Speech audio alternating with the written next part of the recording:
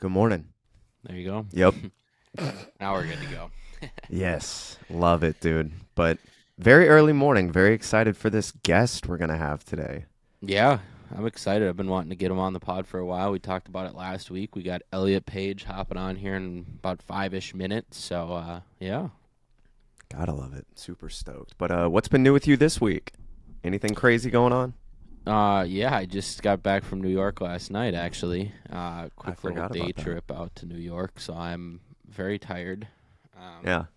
Used to getting a lot of sleep. I did not last night, but no, it was good. It was flew out in about 7 a.m. Got there, walked around a little bit, checked it out, checked out his warehouse and his house and his collection. He's got some crazy stuff in his collection. John Carlo, I can Blazing imagine. Areas, who I'm talking about, and then went golfing. Let's go golfing. Let's He had a go. bunch of DJ Khaled merch and some golf shoes and stuff he was trying to sell. So he's like, hey, like, come out and play some golf. So we ended up not running a lot of the shoes during the whatnot on the course, but we did after, and then ended up giving away a pair of Travis Scott golf shoes too. So it was good. It was a good Nice. stream. So That's yeah, solid, it was dude. fun.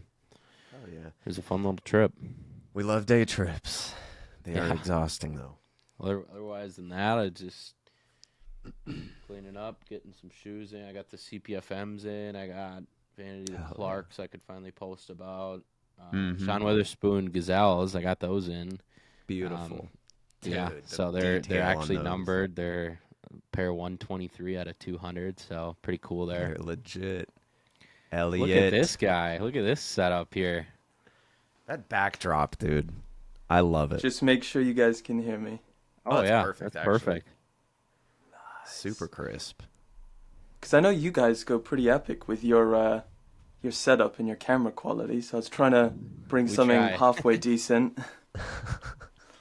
I love I it. love it, No, dude. your the background in your set looks way better than ours right now. So How much can you see? Because it's all vertical on mine. yes, I can see basically just you and then a bunch of wood panels. I see a little plant in the left, Mhm. and then you get a nice little ambient light there too. So But it records full frame and everything Yep. too. So For whenever the I go in YouTube. and post, it Full lets you frame's crop better. it and everything. Yeah. There's more So- either side, right? So you'll figure Yeah. that out in post. Can't Yeah, wait to watch exactly. the feed afterwards. Then That's the that's mystery. perfect. I love it. I Well, love sweet. We got good friend Elliot on. I got a little bio I want to read about you. So the people that don't know, Elliot, sneaker content creator like us. He's based out of the UK, which makes this kind of interesting. I'm excited to talk about trends and kind of the culture of sneakers over there versus in the US, because Seth's in Atlanta. I'm in Minnesota. We're in two different parts of the US, so it kind of changes it up for us already. Already over 500,000 on YouTube. Huge congrats on that. I saw you just got that. That's Crazy. crazy. Appreciate It's it. been going up quick. And then you almost got another 500,000 on TikTok and YouTube. Really engaging short form content as well.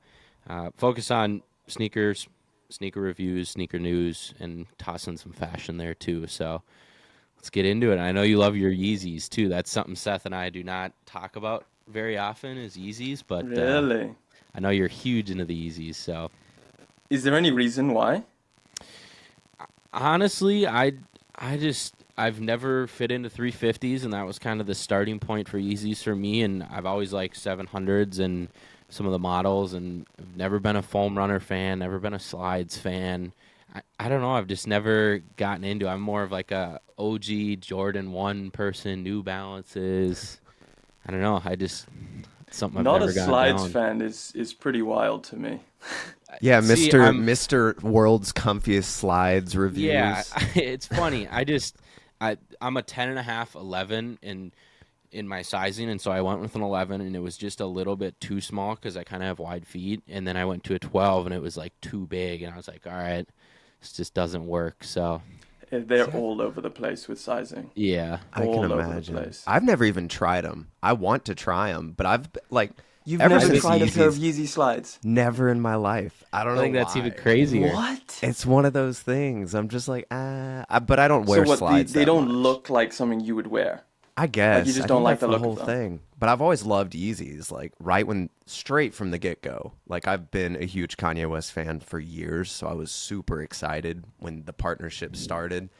I've really only had like the Zebras, the Wave Runners, and I think that's it. But like when I started getting into content, I sold pretty much all of my sneakers. So sold all of that to afford That's microphone, interesting. camera, computer. I Started was gonna say fresh. that sounds quite counterintuitive. I started making Exactly. content that just On got rid of all sneakers, of my got rid of all the sneakers. sneakers. I was like, this is inventory. I can sell it. Got rid of everything. And then Oh I was like, god. okay.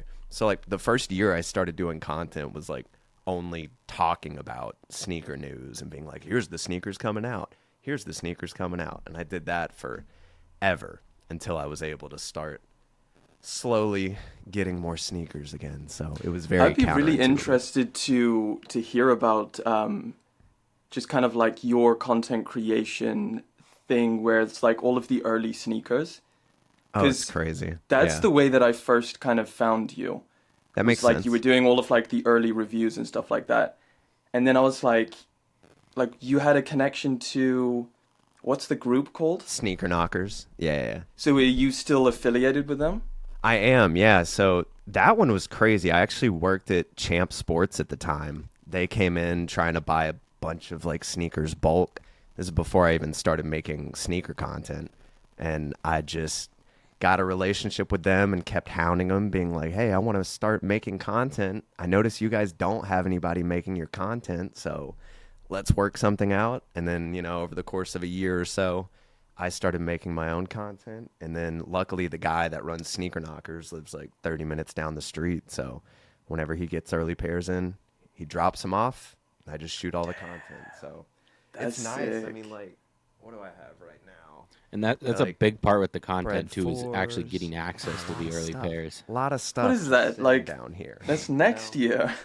Exactly. Like He's Bro's always living in pulling crazy stuff 2024 out. already. it's crazy. It's really cool, and it also, I don't know, it really helps me out with like buyer's remorse when like, you go for pairs, you never really end up wearing them, and you finally get them for the first time. You're like, oh, these are fine. Like they're not too bad, but now I get to see them all super early, scratch the itch, kind of see if I That's actually wild. like them, and then, go for them if I really like them. But yeah, it's So do cool. you make content for them, and Yes. then in return you get to make your own content? Yeah. Essentially, it's Cool. a still trying to win-win. figure it out. It's a fun little trade-off, though. I enjoy it. No, that's a really good setup. That's nice. It's definitely not bad. But let's talk about you. What got you Yeah. into creating sneaker content? I know you talked about it a little bit on your like 500K milestone video you posted on YouTube, which excellent video. I loved it. I meant to hit you up after I saw it, but it was like super late, and I was like, he's passed out. I'm not even gonna reach out. I But go to you bed killed. very early as well. I'm known for that. Yeah, that makes sense. That makes sense, especially for us. But yeah, what started all of this? What sparked the interest? Um, well, yeah, kind of. I've lived quite a traveling life. So I've lived Yeah. in multiple countries. I don't know if you guys know, but I grew up in South Africa. Mm-hmm. So that was until I was 15, and then I came to the UK. And then how long was I here? It was only like maybe 2 or 3 years, and then I moved to Australia from the UK. And then it was actually when I was out there that I started the YouTube channel because it was like Interesting. I don't know if you guys have ever been on like one of these. I don't know what you would call it. What do you call like maybe it's like a gap year? If you're like a Yeah. university student, you take a Yep. gap year. Yep. Yeah, so it was kind of like that, except I wasn't in university. So it was just like a gap year from life. I just was like, I'm moving out there. Yeah. And it was a pretty reckless decision because I didn't have a lot of money at the time. Like I went out there with hardly anything. So I didn't know what was going to happen. And there was so many times where things could have gone like super bad, but luckily it all worked out. Yeah, so out there, have a lot more time and time to just really kind of think about what I wanted to do with, my life. I'd been a personal trainer, and that was kind of like what I always thought I wanted to do from like school, college was like personal training, like super into fitness, and there was like the natural progression. So out there, it was kind of like I could just get a job where I think I was working as like a cleaner in a hotel. So just like cleaning people's rooms. And when you like go back to like, it's pretty much like going back to a job that you had when I was like in school and college. So it was just kind of like almost like a full reset. So I have like all of this time. I've got like no shame whatsoever. So it's like I don't have to worry about like what my friends are gonna think if I start a YouTube channel. You know, I'm just like, doesn't matter. So yeah, all of those things that would typically hold someone back from starting was like I didn't have that because like I'm in a brand new country, no one knows me here. So it's all just like, you know, let's go for it.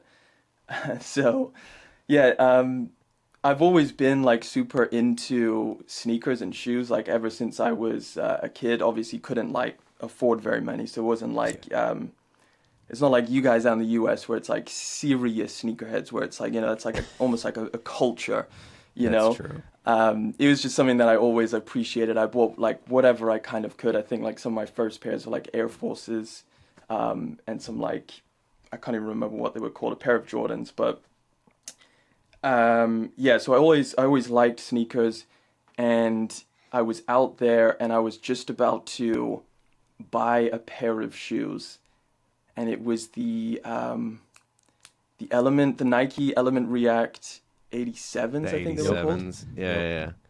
Yeah, and it was like this blue pair, and I was like, it was like the first nice pair of shoes that I had in a while, so I was like, this is pretty special. Like, I'm really into this pair of shoes.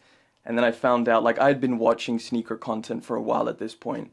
And then I found out that they were doing an Asia exclusive colorway.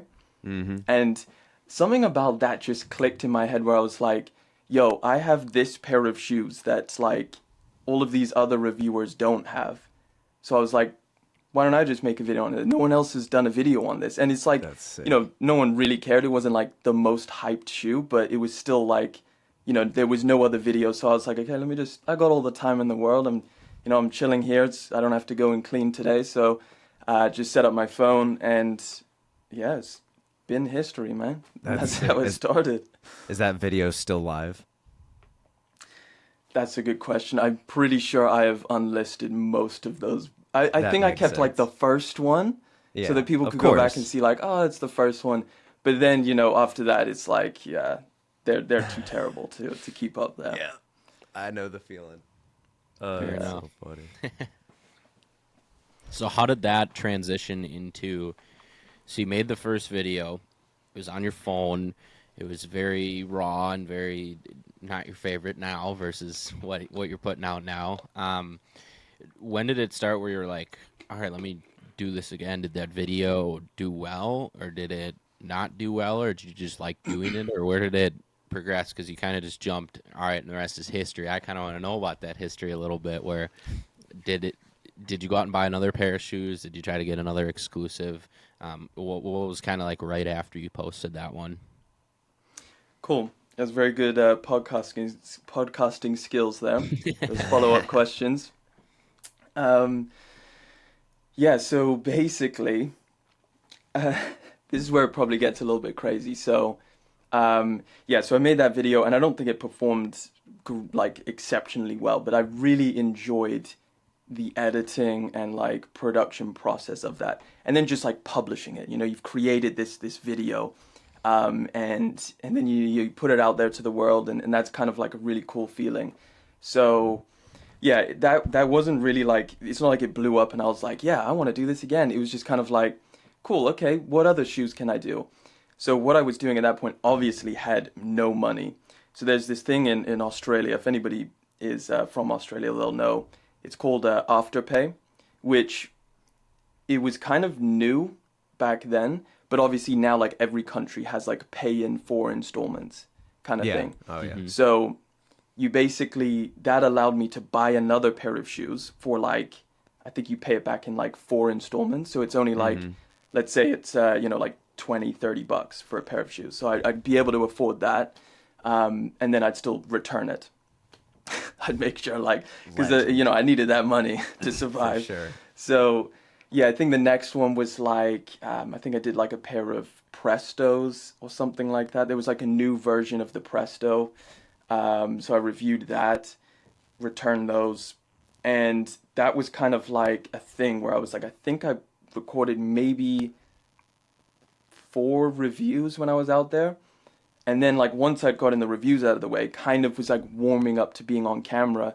I even tried a couple vlogs. So I did like, I vlogged my last day in Australia. And then also when I was on the way back to the UK, I did a Bali vlog as well, which I don't know if that's still up or not. But I was still figuring out the copyright thing. So there's actually some videos that I've made that I just freaking like grabbed somebody's like track, like a Travis Scott song, and just threw it on the video. Yep. I didn't know, and then it just We've gets all like been fucking there. like taken down completely. Yep. So yeah, there's like a few that got removed anyway. So I did 2 vlogs, and at that point I was like, you know, I could do this. This is pretty fun. And then when I got back to the UK, that's when like I came back and I was in like 10K debt. I was like, you know, I freaking spent all my money out in Australia. So now it's like, okay, reality, I need to get like a proper job and get some money, you know, to pay off all this debt and like survive basically. So I went back to personal training, and luckily it was a job where you kind of work for the gym instead of like what I was doing before, which was self-employed personal training, which took up obviously a lot more time. So this is just kind of like, it's almost like a 9 to 5, where you just go in, you train the people at the gym, you look after the gym, you know, kind of act like a fitness instructor.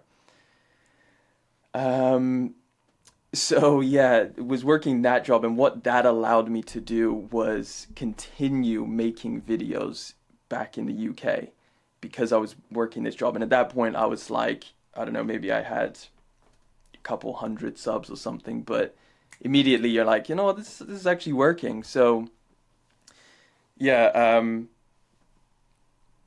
it was pretty much just working that job, making content, until I eventually went like part-time, and then just slowly was able to go full-time.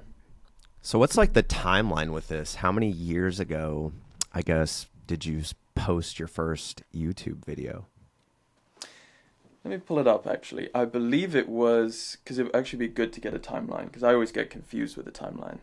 Me too. Especially with COVID it's in my and stuff, head. too. It's a lot of us started making content, and And it flies Yeah, there's by. a lot. Hey, there was like, it's that COVID time yeah, that people really got on the content bandwagon, which was pretty cool. And then after you figure that out as well, I'm curious on, you talked about you eventually went full time. What did that look like, and how, was that scary to do? Was that, because that's something that neither Seth and I have done yet, and we're hoping to do it eventually, is to go full time into the content, but it's definitely a tricky stage. So I'm curious your thoughts on, all right, this is like, I'm ready to do it. I can do it. I can afford to do it. Like, still keep buying shoes to review and stuff like that. Just kind of the thought process behind that too. So what do you guys do for work then, if you're not full-time? So I do social media. I do social media for a power sports company. So we sell ATVs, pontoons, side-by-sides. So it works well because it's kind of hybrid, and so I can make my own schedule. And I've worked there for a couple of years while I was finishing up college, and so I can go in for a day out of the week and record a bunch of videos and then edit them at home while I'm doing shoe stuff. So I can continue to pump out the content, but it's also social media. So I'm learning in another genre too. So it works together pretty well for me. Yeah, That's cool, and I man. do That's really cool. digital media advertising. So I sell all the podcast ads, streaming TV ads, radio, pretty much anything. So it's pretty cool. Do you both enjoy your jobs? That's the thing. Like, this is the company that I'm at right now was my dream job. Like, in college, it just took me forever to finally get it. So I love it. I think it's so much fun, and I get to see like the back end of how like just advertising works, especially on social media and all these digital platforms. So I enjoy it, and it teaches me a lot just about social media in general. So Yeah. No, I mean, I'm the same. For me, it's more of a job to pay the bills, and married now, I got different priorities and stuff. So it's uh, save for retirement and stuff like that. So, Congrats on that, by the way. thank you much. I I appreciate saw all that. of the post about it. That was pretty cool. Very Yeah, cool, no, it actually. was awesome. So, yeah, so I mean, it works so well with the social media where the schedules are both very flexible, so it works really well right now. If it was a 9 to 5 where I had to go into the office and then I was recording after, and Seth, you work from home, so it helps and stuff. So, no, right now it works well. It's a good balance. Happy with it. So, Yeah, I think the 9 to 5 thing was really rough, trying to balance that with content, especially if it's, or at least, I mean, I guess it's just like all I know, but like long form, because it's so tedious to edit. Freaking 10-minute video. You're trying to do that and then like record between those hours, and then edit it. So yeah, it was rough for a very long time when I was doing like full-time work and then trying to make YouTube videos as well. it's and I know you talked a about lot. that in your the 500K special, right? You talked about kind of staying up late and doing what was that schedule like when you were like towards the end of going full time? Was it like, all right, I'm burnt out, I can't do this anymore, or what did that look like? Yeah, I got so it was basically like it was full on days where depending on what shift I had, because sometimes it was like a afternoon, so like maybe 12 till 8 or like a 2 till 10 or something like that, or other times it was like a 6 a.m. till 3 or 4 in the afternoon. So I'd always just try and work around that. So yeah, I'd either be like waking up super early to try and crack the video out. But I always didn't like that because it's like when you're recording and then you just wake up, it's like you've got to give yourself time to be on camera because you wake up, you've got these crusty eyes, you're like, trying to get in front of That's what be Seth and I are doing right enthusiastic now. and everything. Oh yeah, because it's your guys' morning, isn't it? Yep. Oh yeah. Wow. Okay. Well, appreciate for you guys accommodating me. No, I'm here we had to ready. get you out. We're used to doing it after work, and so we're doing it like 7, 8, 9 o'clock at night. I don't think we've ever done an early morning one, so I like it Wow. though. It's different, but I'm here for it. I'm here Yeah. for So it. what time is it there? 8? 8. 9 for me. Cool. That's not too bad. That's Yeah. okay. No, it's definitely It's not. not like 4 or 5 in the morning or anything crazy. Yeah, I was worried that it was going to be super, super bad with the time difference. What time is it there for you right now? 2:20 Gotcha. in the afternoon. So Yeah. yeah, do you want to talk about going into full time on content and stuff and like that jump? Yeah. So it's been 4 years. I was just scrolling through. I'll make sure I link that back in. So yeah, 4 years I've been making YouTube videos. And so yeah, when I was back in the UK working this personal training job, so yeah, working between the shifts, it was either I'd wake up super early, like 6 a.m., record, edit, get all the B-roll. Specifically tough with reviews because when I do my reviews, ever since that's the one piece of content that's never changed with me is a review. Like Yeah. all my other videos have kind of changed, but like a sneaker review has kind of always stayed the same where I do like the normal sitting there with the shoe and then I have all of that B-roll footage, which is actually me going to another location and then doing like all these shots with like a gimbal and everything. And then that would be extremely time consuming. It's still like to this day, I've got to go and drive somewhere else, park the car, get out, and then we spend like at least an hour, 2 hours just shooting the B-roll. So yeah, that was super like cutting it fine. It's like as soon as I finished recording and everything, I'd take off to work and I'd just be at work, and as soon as like the boss would leave or something, I'd be like in the office like editing for a little bit and then going back out to the gym floor like, okay, what can I help you with, and then going back in there trying to edit. So it was a huge juggle. And then other times when I was on like a late shift, sometimes I was able to like get home, like finish at 8, quickly go home like 8 p.m., go home, record, and then do all the editing the next day in the morning. So yeah, my days were literally just flat out. I was Tough either balance. recording or in the gym. So yeah, there was a point where lockdown, I'll mention that. COVID helped massively with content. Like, obviously, horrendous situation for so many people, but True. here in the UK, I don't know exactly what it was. Yeah, are we gonna wait for him or? No, he's good. He's good. Like, cool. Um, yeah, there was a point. So obviously, like lockdown hit, and here in the UK, it was just straight up like lockdown. Everybody needs to stay at home, and I think that was like, I had already been making content for a while at that point, probably about a year. So I was like, okay, cool. At the beginning, I was, everybody was kind of panicking and wondering, like, is the world falling apart? So I went Seriously. through that phase of like, okay, this is crazy. But then after that kind of faded away, I was like, you know what? I've got all of this time. There's no way I'm going to allow myself to like sleep in or just watch movies or like play video games. I'm going to make sure that I like get this content done and like really give it a go. So I kind of made this challenge with myself. I was like, I'm going to try and make one video every single day for the next 30 days. And obviously, as someone who's only been doing content for like a year, that's quite a tough thing. Yeah.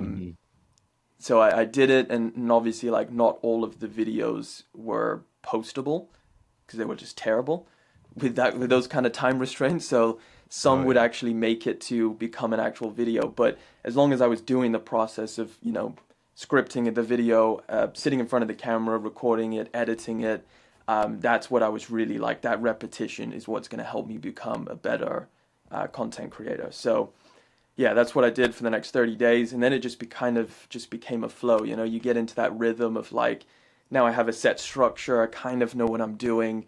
And then when all of the lockdowns lifted, I went back to work. My channel, I can't remember how many subs I was on, but I was most probably earning money at that point because we had 3 or 4 different lockdowns for a decent amount of time. So this went on for, Were you- as you guys know, Were you in Australia at the time, or were you in the UK?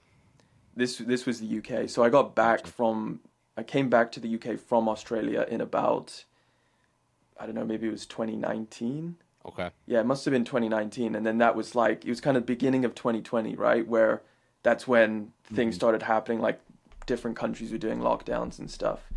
And then that continued to like 2021, didn't it? All of the lockdowns? Yeah. Something like that. It took It a was a minute. couple of summers. Yeah. Yeah. Yeah. So, when we went back to work, then, I don't know. It was kind of like a phase of like, lockdowns are lifted, we go back to work, and then it's like a month later, we have to go back home again. So there was that in-between phase where it's like, work, home, work, home. But when it was like, finally, okay, we're back into work now, where there's not going to be any more lockdowns, that's when I was like, okay, I'm making a little bit of money from YouTube. It's nothing crazy. Certainly not enough to quit my job. But it was, I think I stayed there for another couple months and then went part-time. Because then I was like, cool, I'll just supplement this YouTube income with the gym income. It'll Yeah, give me so smart, much yeah. more time to make more content. And then, there was a point. When did I actually leave my job? It was 2020, January 2022, I think. So it's Pretty been sure. well over a year now. Yeah. Yeah. Well It's over a year. crazy, man. And then it's just full time. And then it builds from there. It's like now it's even crazier. I feel like I have zero time.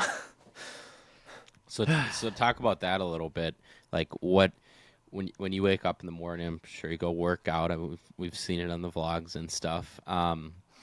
Like, do you wake up? Like, what does a creative process look like? Is it wake up, script a video, film, or you just tell us kind of what does your day to day look like doing it full time now?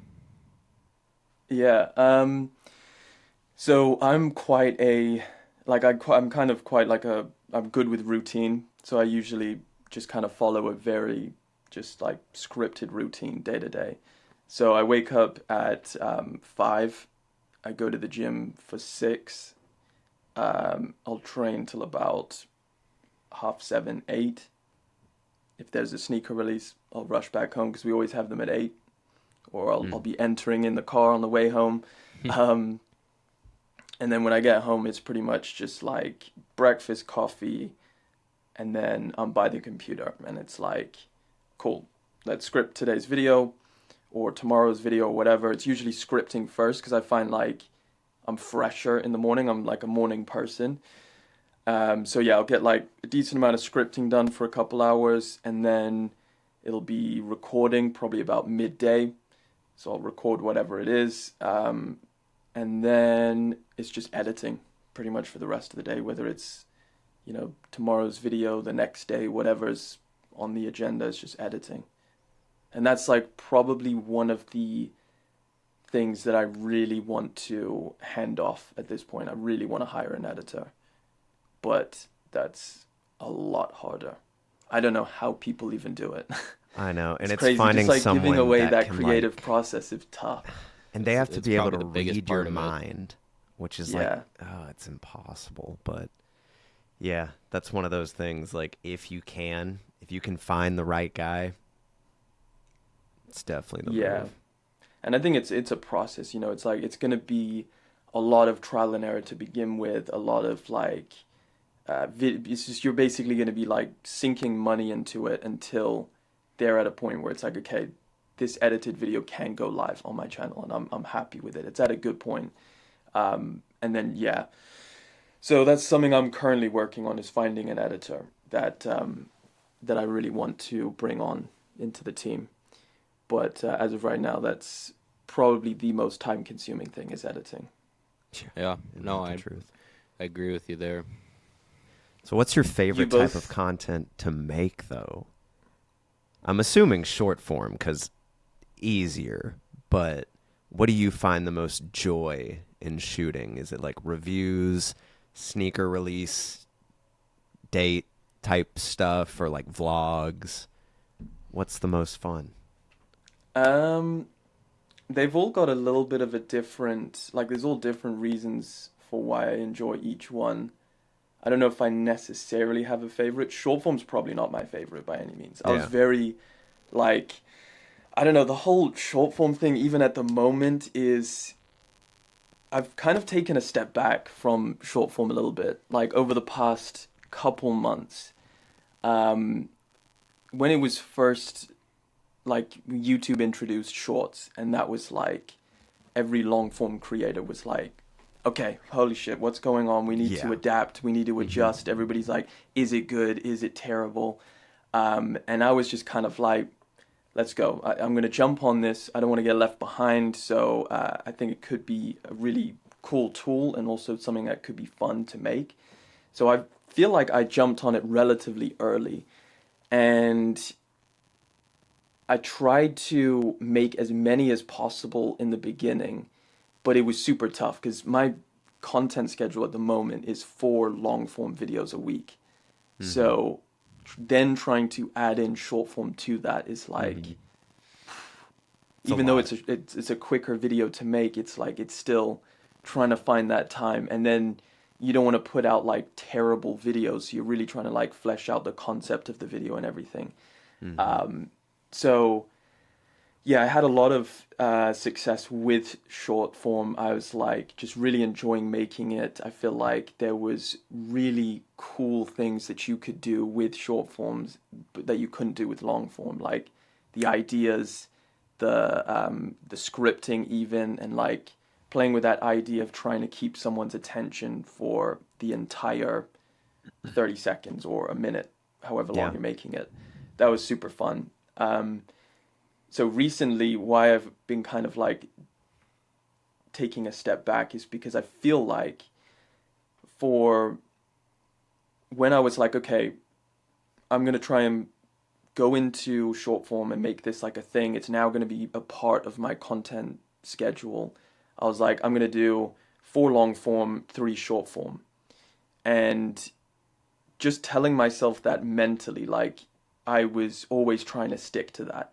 So I feel like the quality of my videos started dipping because I was like, I'm just gonna come up with a concept and make sure I get 3 videos out. And that's when I was like, okay, I don't want to just put out content for the sake of content. So I was like, let me take a step back and just like, you know, short form is fun, but I only want to make a short video if I'm really like, this is a great concept, it's fun, and it's something I really think is gonna do well. But other than that, like I'm done trying to just make content for the sake of it. That's quite a recent revelation for me. Yeah. Yeah, no, Makes sense. excuse me. I've noticed it on your content. I've definitely seen you focus more on the long form, and I was just curious on that as well, where I know the long form's really been taking off over the last year-ish, and it's really been growing, and you're pulling in significant views on every single video. So yeah, I think that's a smart revelation for sure to focus on the long form and keep the quality up. Yeah, I've always considered myself a long form creator first, and that's how I started, and that's what I enjoy making the most. And even just like the idea of making like longer videos, like podcasting, or trying to extend videos to like 20 or 30 minutes, that even interests me a little bit more than short form. So yeah, I think that's kind of like my bread and butter, and that's it may, I know a lot of people are saying like everything's going short form, like you need to kind of consider that, and that's I think it's a potential for sure. Like it seems like people are kind of opting to go short form, but you kind of have to just play to your strengths, and I feel like it's what I enjoy the most, so that's what I want to put most of my energy into is long form. It's working for you too. I just think that there's a place for both of them. I think if anything's going, it's TV and traditional media, and then YouTube would be after that. So I think if anything's going to be growing, it's going to be YouTube. But I am 99% short form and trying to toss in a long form here and there. But if I had to pick, I would prefer to be a long form creator because I think there's way more longevity with it. There's way more opportunities with it. And that's just my take on it from a short form creator. So I definitely agree. No, I don't think it's going anywhere anytime soon. Seth, what do you think? I mean, there's an audience for each, so it's like, Yeah. What were you saying? You both are like would prefer to do long form? I would at the end of the day. Shorts are exhausting, man. It's different. It's different than what we currently do. So, no, I think I'd probably, if I could, like, I want 1 million followers on any platform, I would definitely pick YouTube and make it long form because I think that's the most valuable subscriber base or follower base by far. I think that you can get the most depth with your audience. You can get better advertisers. You can convert on affiliates if you have them. You can it just provide more value, and somebody watching a 10, 15-minute video versus a 30-second video and then going to the next one. So, I mean, I'm self-aware about it, but it's definitely a thought in the back of my mind constantly on it. So do you make long form content as well? Starting to, yep. I'm getting a lot of shoes in, and the problem I'm having is I kick out 1 short form a day. I've been doing that for a while now, and it's usually 1 review, and the videos aren't 15, 30 seconds. They're a minute to a minute and a half every video. And so the problem I'm having is I'm getting too many videos that I need to do, and I can't put it all into a minute. And I don't want to post 4 times a day because then it washes the content out, and then it's like the quality's not there. So it's the problem I'm having is I'm trying to figure out how I can maybe transition that into shorter long form where it's 4 or 5 minute videos, and then it grows from there, where it's multiple of those into a long form. So it's something I'm exploring kind of right now. Yeah. It's like what you said. It's just Yeah. short form, man, especially when it's like a minute. I don't know about you, but it takes me still 3-4 hours to shoot one short and like get it all edited perfectly. Cause I don't know what you use. I use Premiere, especially for my shorts. So it's like same with the B-roll. Get all that. Your in, guys' chop it up. production value is pretty insane. Dude, but yours is too. Yours is killer. Well, like I love for it. short form, it's not really. If we're like just short form, I basically figured out pretty quickly was like if I want to get X amount of videos out a week, it's like I'm gonna have to be just literally point and Sacrifice shoot a with little my bit, phone, and I kind of thought that was the strength of short form as well. Is like people would watch that, whereas they wouldn't watch that if it was a long form video. True. Like if you went on to a sneaker review and then someone's literally like holding their phone or like it's on a tripod and it's like super dark or something, they'd scroll away. But with short form, if I literally just had a pair of shoes and I'm just doing this, that was something that could, I'm not saying like that's the best way, but like, you would watch it still. Yeah, I think that there's many different ways to tackle the content game, and that's something I think about as well, where you could do the super raw long form as well, or you could do the higher production. Like that's kind of my angle on the short form is there's a lot of creators that just rip the phone out and do that, and so my angle on attacking against that is to stand out with the production quality. And I think Seth agrees with that and stuff, and that's what we try to do with the podcast here and stuff now. So yeah, I think that there's multiple ways of looking at each platform. It's just short versus long is kind of the battle right now. Facts. Well, yeah, both of you killing it with the quality. It's Well, insane. thank you. Yeah, edit, like the whole, like even the post-production, just the fact that you can get these clean shots and it's such like perfect quality, that took me a very long time to even understand. And I'm still like nowhere near what you guys are doing in terms of quality. Well, I'm curious. Since I'm such like a camera gearhead, I'm curious. What do you shoot with? Like, what's the A-roll? Like, what's the head-on shot? What's the camera you use?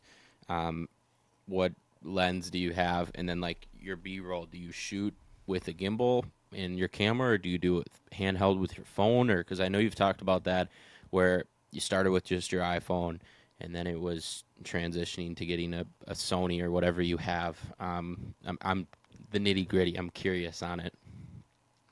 Yeah, so I actually recently upgraded quite a bit. So I was shooting with Sony A7 III, which when I got it was like huge investment because that's an expensive camera. Yeah. Mm-hmm. Like just it's not like I was looking at what everybody else was using, and I think the A7S III was like, that's the big boy one, but that's like 4K. And I was like, there's no way I can afford that one. So I went for this one. I think it was like maybe 2K or something for the A7 III. I'm actually not sure what lens I started with, but that took me a long time to figure, because I thought like, oh yeah, you get this camera and then suddenly you look great and like your video is amazing.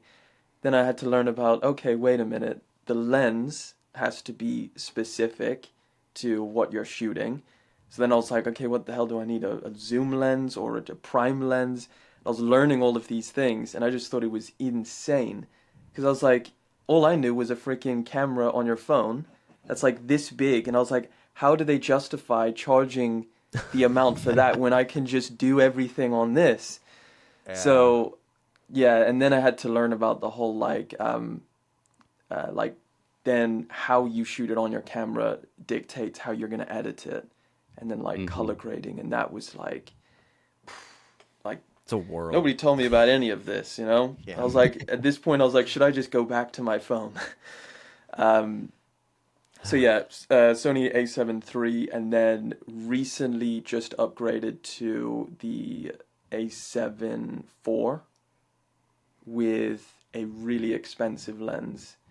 What is it? It's the 2.8 16-35 G Master zoom lens. First time I've ever had a zoom lens, because now I have like multiple studios, so having that zoom lens is quite important for like, you know, different aspect ratios if I take it upstairs or downstairs. B-roll for my reviews is still all my phone, and I don't think I would change that because I think it gives probably the most realistic view on a pair of shoes, at least in my opinion. Like, Yeah. the way you see it on your phone is what most people are used to, and then like the different lighting conditions of me going outside kind of makes it look like a little bit more how it would if you had the pair of shoes. Yeah. So that's literally just with a gimbal and my phone. And I like then- that. I've been pretty much transitioning it. because, like, I think 70% of the B-roll in my videos now is just from my phone on this table, If you have good lighting, like it does the trick for sure. I mean, especially these outside. phones are so good now where it's hard to tell the difference. That's why I was curious on what you shoot with, because I've tried to. I'm just like so into the tech side of it too, where it's kind of a hobby of mine almost, the photography and all that stuff. And so I was watching your videos here and there. I'm curious, like trying to pick it apart. Like, I wonder what he shot this on, and because I think about that when I'm watching other people's YouTube videos. So I was just curious on that. Does it, like, if you watch my channel, does it strike you as like quality? I would say so. Like, Yeah, camera wise? So honestly, that's what made me follow you in the first place, which I don't know when it was. It was a while ago. I think it was before you hit like 100K, but I just the thing that really struck me was your outdoor B-roll and the on-foot look that you said was very time-consuming. I think that drew a lot of people in, including myself. It was just something that when I'm reviewing shoes, I do it in my office, and I don't go out and about wearing the shoes. And so I really admired it. I thought it was high quality because it looked good. It was outside. You could get close up and get the details. So that was something that I was like, high quality sneaker review. It's outdoors. It's different. Let's drop a follow. So that's where I found you, at least on YouTube. That's cool. That's really cool to hear as well, because it's like recently or over the past maybe 6 months to a year now, reviews are like the videos that are not performing as well as other videos. I don't know whether that's across the board for other creators, but like review videos, unless it's like a super hyped up early review and you're one of the first, then it's gonna bang. Other than that, it's like it's gonna be a video that doesn't perform as well as just like regular videos that I make. So I've always thought, okay, people are just not interested in reviews anymore. They kind of moving on or something. But it's also something that I never want to stop making from the channel, just because I really enjoy making those. Because it's also like there's an element of like editing, which is also super fun because it's quite music heavy, and like the timings and everything is really fun. And that's kind of like what I started the channel with. So it's like, I don't think that's ever something that I'm going to stop doing, but it has been kind of declining in interest, I think. That's true. It goes back and forth. Like it's very weird. Like it has to be like that hyped up shoe for it to actually get a lot of traction. But if it's like anything else, big factor of it is our boy Seth right here posting early shoes all the time, and these people that are posting all the early pairs. And if it's not an early pair, it's if this man's already in 2024, what am I supposed to do about that? He's got stuff that doesn't come out. but for even then, like it just year. depends on what the shoe is. Like most of the time, like if it's a shoe that's already released, like it does way better. especially for me, unless it's like Powerpuff Girl dunk or like some like obscure shoe that no one's ever seen before. Like the Vomero video I just did, that one's like crushing on TikTok right now, and I'm like, Really? that's weird. These have been out forever, but it's just one of those shoes that it's like people resonate with. Either they have it or they've seen it, and I don't know, it just grabs What's your attention more. best performing video out of interest? Mine? God, that's such a good question. I know the satin bread, that one had like 3 or 4 million on TikTok. I remember The that one. Powerpuff Girl Damn, was Satin good. Bread, the recent one. Yeah. Yeah. Sheesh. But that video's been out a while because it was the early, whatever the hell one. Mm-hmm. I don't remember outside of that. I'll have to dig through. That is a good question. I am curious, but it's a lot of Jordan 1s. Jordan 1s and Yeah. like SB dunks. Those videos, Yeah. every time I get an early one in, I'm like, it's going to crush. But anything else, Good pairs, yep. it's all over the place, man. It's kind of random. But it is what And it how is. about you, Charlie? I Best did a performing video. I did a bunch of. Have you heard of the brand Way of Wade?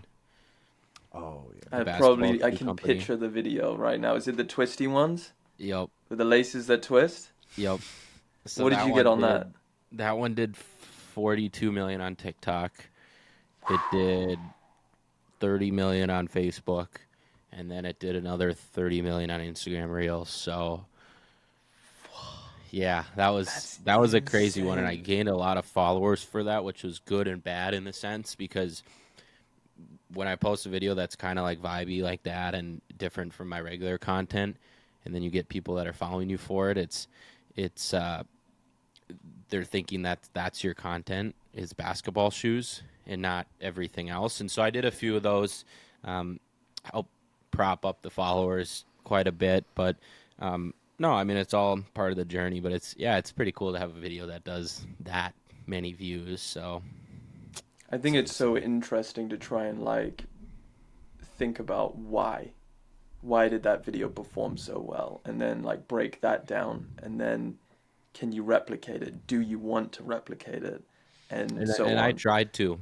For a few of them, I did that with some Nike Reacts, the ones that auto lace.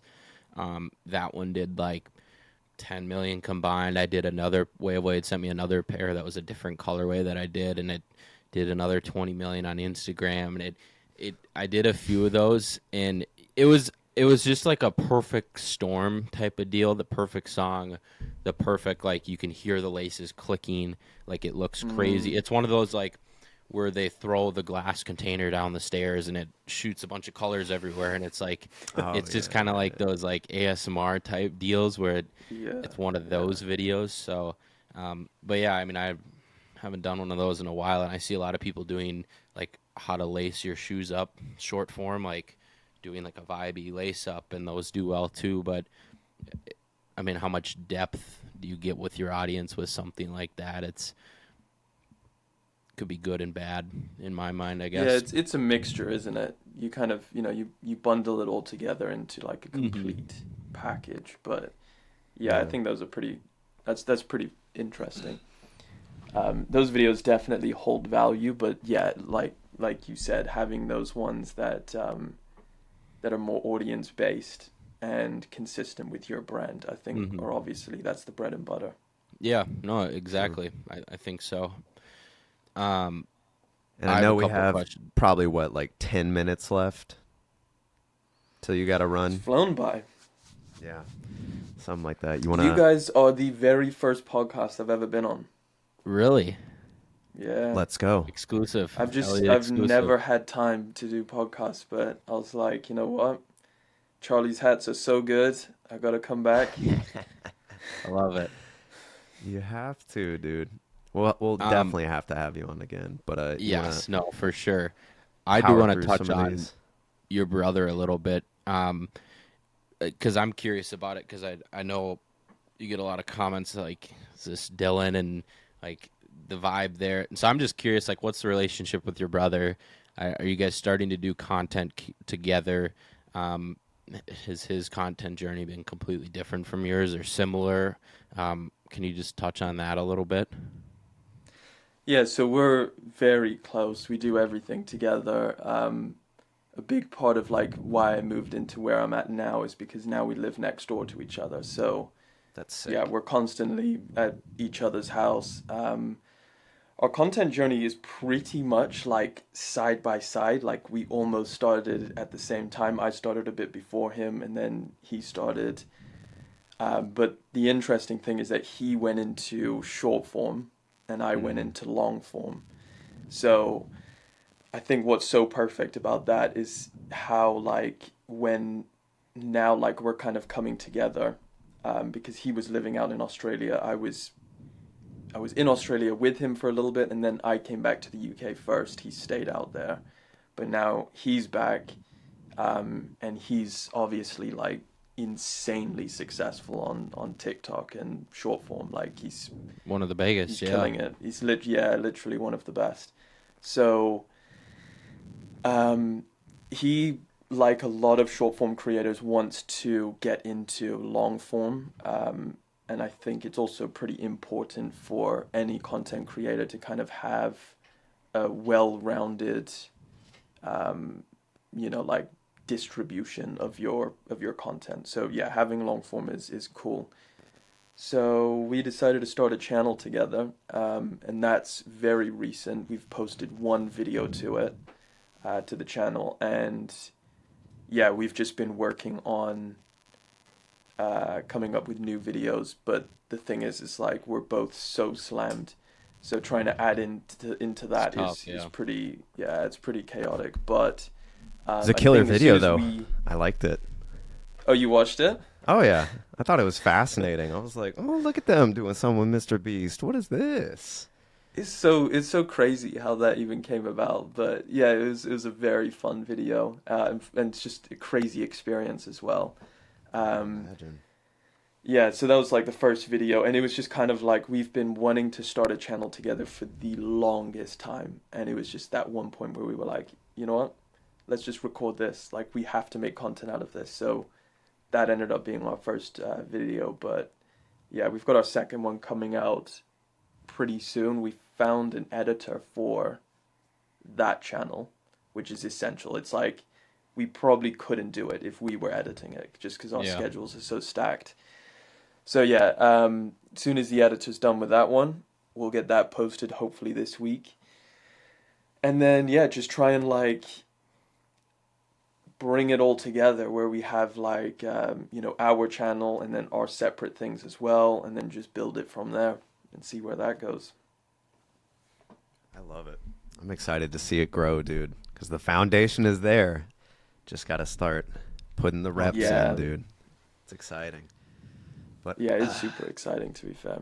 What do we got? You want to talk about some upcoming sneakers real quick? Some of these other questions we can dive into. We should talk about those. One of the craziest things. I don't know. I don't want to interrupt your guys' schedule. No, you're dude. No. This is my podcast now. But one thing that I think is really interesting right now is the CPFM debate about sizing.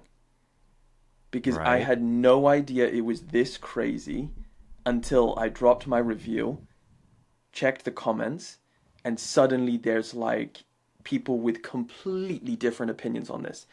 Oh, it's massive for me. Oh, it's true to size.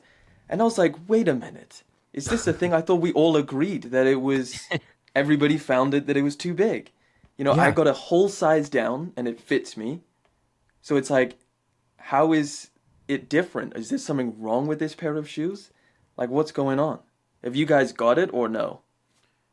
Yeah, so Charley just got a pair in, right? Yeah, I actually hit on the CPFM website, and then I hit on the sneakers app. I got both different colorways, and then I got a size 10 in what in the world? I guess we're celebrating on Riverside. He deserves right now. that. Yeah, that's pretty crazy. So I got a size 10 and a 9.5. I have not tried either on yet. I watched your review. I've seen other people. I'm usually a 10.5, 11. So I went down a full size, and then I went down half a size on one pair. So I was like, God, we're getting all the animations. I was like, I'm not sure which will fit. I've seen people that are like, these fit true to size, and then I've seen people like, I went down a full size and a half and they fit. So I haven't tackled that one yet. I'm curious to try it on. It's my video for the next couple of days. I think it's coming out, so I'm just waiting on that other pair to come in. But Seth, what are your So I had like one of the early pairs.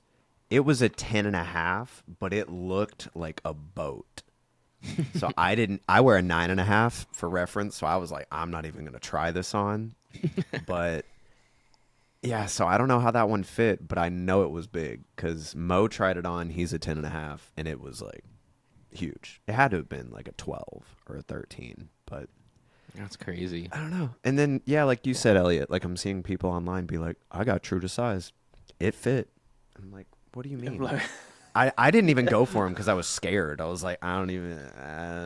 Yeah, because I think they dropped kind of like surprisingly.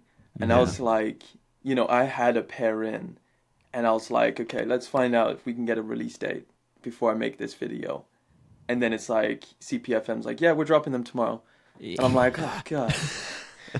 Okay, well now, you know, like, people need to know the sizing. So I imagine a lot of people went in blind. I mean, there's obviously, like, some people who had it early, who was able to give some, like, sizing information. I think, what is those guys' names? Private Selection. Yep.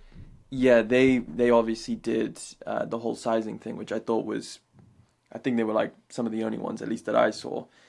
So I think it was either going to be wrong or right. I don't know how there's a middle to this story. It's like, it's either too big or too small. So it's either, I mean, I guess there could be a scenario where everyone's right and there's something wrong with the quality control or something with the shoes where like it's kind of different. Yeah. It's crazy. I don't think I've ever seen anything like this with sizing. No, it'll be the never-ending debate where it's like, oh, my pair fits true to size. Mine's too big. Mine's too small. So, yeah, kind of weird. I want to get your take on. I'm going to share my screen here. We just got news that I think you talked about this. I don't know if I caught it yet, but the Adidas Yeezy releases are postponed or canceled for 2023. I'm curious. I know you're a Yeezy guy, so I'm curious your thoughts on it. Kind of what, because you've been covering the Yeezy news with Kanye and all the drops, and you're really tuned in on these are coming out, these aren't. And what are your thoughts on this? Do you think that they're going to come out eventually, or is this kind of the end here? Well, they never gave a reason for this, did they? No, they never said why. No, people were like abrupt speculating, but I don't know. Yeah, so it must be something to do with what's happening in Israel. Yeah. At least I think that's what people are assuming.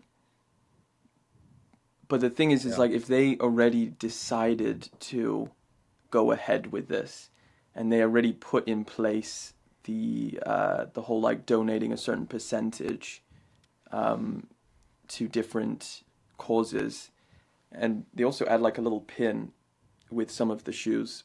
Mm-hmm. So it's like if they're doing all of this and they are canceling it due to Israel and Hamas, then it's a little bit counterintuitive. Like, why is it just like, are they just pausing it, which would make a little bit more sense? But to me, it's like if you're already going to be using some of the profits for good, why wouldn't you just continue that? Yeah, then why not? Like if we were already all in agreement, like, look, these profits are going to good causes at least, so why wouldn't they continue it now? But I think obviously we're going to have to wait and see. I think they will still release, but it'll just be next year. Because they've got a ton left, don't they, still? Yeah, they have to. Yeah, I when this all kind of happened, I remember they basically were saying, like, we're going to, I believe it, the Easy stock valued at $1 billion. I know they had a ton of inventory, and it was like either we're going to just destroy it or we're going to sell it and try to make a bunch of money or try to at least recoup our money because they had a ton of inventory on it. And Yeah, honestly, I never even thought about that angle with it. That makes sense in my mind. I thought we were kind of like they figured out a solution. We're gonna do it until our stock runs out, and then relationship's over. But this is kind of like another one of those like, here we go again with Adidas. Like I didn't see this coming. It was an abrupt announcement, and I think if they, I mean, they were crazy enough to bring them and like carry on selling them in the first place, right? Which I think is so unprecedented. Like, it's kind of a crazy look on Adidas to like cancel it and be like, we are never producing these again, and then to go back on that. So if they do that in the first place, then and obviously it's financially driven. Yeah. They're not going to be leaving money on the table by not releasing the rest. Like, they'll come back for the rest. Yeah, it'll happen eventually. It's an interesting one. I'm not super plugged into the Yeezy side of it, so I was curious to get your thoughts on it, but it's an interesting one. Yeah, I mean, it's very interesting. It's pretty much been going on like this entire year, the whole Yeezy Adidas thing, and it's just so crazy. It's so crazy. And it's so back and forth. And I remember when it was like all first going down, it's like, oh, what is going on? Yeah. And there's like so many different. It started off with like small things nobody expected, and then suddenly it just started like just spiraling to like crazier and crazier things. Just Kanye being Kanye, man. Yeah, it's interesting because like in a way Kanye like built Adidas up huge with the Yeezy brand, and then it's just such a like risky relationship with. I mean, he's been having incidents for the last 20 years with different things, and it's terrible the stuff he said, and I think Seth and I talked about it on the podcast where like we're shocked even Adidas is continuing this right off the bat, and yet they were. So yeah, I think there was like at the beginning, I mean, I think what the main narrative was when it first started happening was Kanye was not happy with Adidas because they were copying his designs.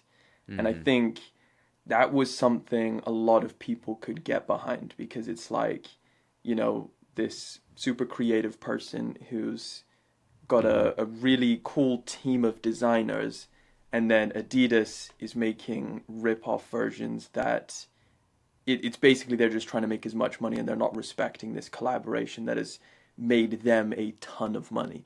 So it's kind of like, you know, we can all agree, like, you know, don't rip off the designs, and just, it seemed like a very fair point. But then it just got, you know, to a point where it's like, this is crazier and crazier, and more things started, you know, happening where it's like, okay, now you don't even know what's going on, whose side you're on, you know, what's right and what's wrong. It's a mess. Yeah. But I think, man, Yeezys are really one of the coolest brands. Like, in terms of how it's almost like the fact that Yeezys got to a comparable point in terms of like popularity to like Jordans, and in terms of like, you know, people were super excited about it, and it almost created like a whole subculture of people who were just into Yeezys. Yeah. And I have, from my, like, the content that I've made, I think Yeezys brought a lot of people into the sneaker game that wouldn't have been into it if it wasn't for Yeezy sneakers. At least that's, you know, just what I've heard from people. So I think it's you know, super unfortunate that it's come to an end, and I wish there was some way to like keep it going, or if some other creative brand can kind of fill that void. I think it'd be great, but I think there needs to be more competition. Yeah, because some of the crazier designs and like just more futuristic stuff that is really interesting. I really enjoy those shoes being in the mix, you know? Yeah, no, I agree with you there, 100%. Another thing I'm very curious on here we can do this last one here. I don't know how much time you have. This seems to happen in the U.S. quite a bit. Sneaker stores getting robbed, and it's been going on for a few years now. I've never been overseas, so I'm not sure about any of this, but we recently had a car crash into a Chicago sneaker store. I think it was yesterday, and stole $100,000 worth of merch.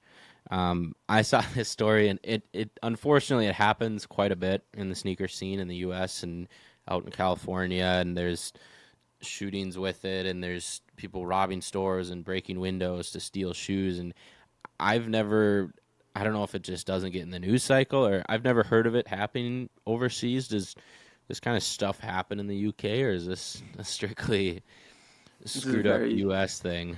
Very US thing. Is it? Well, I mean, the whole sneaker scene is massively US. So like, I feel like you guys have a lot of resale stores out there, but there's not that many here in the UK. I just don't think it's as big of a market. But I mean, this seems pretty crazy. And wasn't it like, I remember like seeing this and then all of the comments talking about like, this is probably just for insurance because it's specifically a resale store. It could be. And like they can mark up the insurance claim because it's like the resale price. So they can get that 100K back easy was what the comments were saying. I don't know what the situation totally out there with. Yeah, because I'm pretty sure, I don't want to say something that's not true, but I'm pretty sure this store had been broken into like multiple times. Would not surprise me. Yeah, crazy pictures. Yeah, I mean, So they just drove into the store, basically. It looks like they just drove This through was a the front door. drive-through sneaker shopping. The world's first. Yeah, Bring out Joe Pluma. That's interesting. Speaking about the UK scene, I'm curious. Like, what are some shoes you see people wearing? Are No Two Ways huge over there? Because that's one brand I really like that I know is based over there. Is it a lot of retro Jordans, a lot of Yeezys, a lot of Balenciaga? I don't like what's popular right now. No Two Ways, great brand. Obviously, I support them heavily because obviously Calix, content creator, the designer Rockwell Princely, he's just such a cool guy, and I think the product that they make is super cool as well. So I've got a bunch of their shoes. But in terms of like what's most popular, it's always, at least here in the UK, it's Air Maxes. Like that's Really? just the big issue. Yeah, Air Maxes. Which models specifically? It's probably a mix, but I would say it's probably like what you would see the most is like Vapor Maxes or just whatever the latest Air Max is. And then Really? you get to, yeah, if you get to like sneakerheads, they'll probably be into like the Air Max ones in the 90s and stuff like that. That's interesting. That's not the answer I was expecting. I don't know what I was expecting, but Air Maxes was not on the top of it. Is that really not something that's like known globally? I think the U.S. is just, and I probably fall victim to this too. We're kind of selfish pricks here. We only think about ourselves, and so I mean, in the sneaker scene, we're like, oh, retro Jordans, Jordan 1s are huge, Dunks, and yeah, I guess I haven't really traveled outside of the U.S. Seth, have you? I mean, Not much. I'm going to yeah, Paris in March. Inside of the U.S. So that's about quite a it. bit, but yeah, and inside of the U.S., I mean, from California, it's completely different styles. From there to the Midwest, where I am, to Atlanta, to New York, like completely different cultures. Streetwear in New York is way bigger than California, and it's non-existent in Minnesota. But yeah, Air Maxes, I guess that was just not the answer I was expecting. Yeah, you'll see a ton of them. I was thinking New Interesting. Balance. Yeah, I was thinking something like that. Nah, Yeah. New Balance, they're not big here. If anything, then it will be like Dunks and then just whatever the US is wearing. Like it basically just follows the US trends, I would say. Fair enough. Interesting. Yeah. Well, sweet. Is there anything you want to add, Elliot? Anything you want to plug? Where can people find you? What kind of projects do you have working on? Just YouTube channel if you're interested. Come hang out over there if you want. Just Elliot Page. Issue with that is the Google search got destroyed of my name because of the actor. Yeah. So we're struggling, but that one video you did of the hotel room, first. dude. That one video you did of the hotel room with the little like card that said Elliot Page. Yeah. Dude, I was crying laughing. And then Dylan's was like so actually hilarious. Dylan. I was like, yeah. Oh no, they really thought. That's so funny. Sorry to interrupt. Do you think that helps or hurts? I don't know. At the beginning, because it happened when I was like super low with subscribers, so I can't imagine it helped. Like people who were trying to find me, because if you typed in Elliot Page, even on YouTube, I was gone. I was at the bottom. I used to be at the top. So but I think over time, like as I've grown, if you type in Elliot Page, I think I'm the top. So it's okay. I think so, yeah. It might help now. I don't know. Maybe it's like people, they recognize the name now, so then they'll probably just be like interested. What the hell's going over here? And then, hey, a view is a view. Even if they don't subscribe, I'll take that. Yeah, fair enough. Facts. Well, sweet.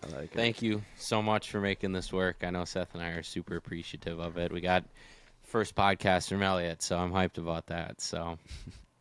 Yeah, man. Definitely thank you so much for having me. If you want to do this again, we'll figure it out. I think that'd be fun.